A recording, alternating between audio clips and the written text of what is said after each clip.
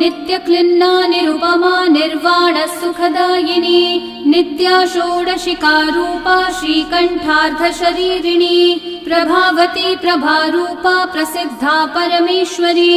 मूलप्रकृतिरव्यक्ता व्यक्ता व्यक्तस्वरूपिणी व्यापिनी विविधाकारा विद्यो विद्यास्वरूपिणी महाकामेश Nayan कुमुदाह्लाद Kaumudi भक्तहा दत्तमोभेद भानुमद्भानुसन्ततिः Shivduti शिवाराध्या Shivamurthy शिवङ्करी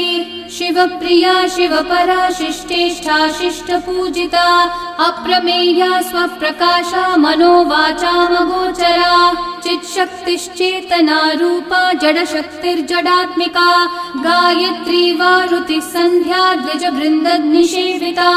तत्त्वासना तत्त्वमयी पञ्चकोशान्तरस्थिता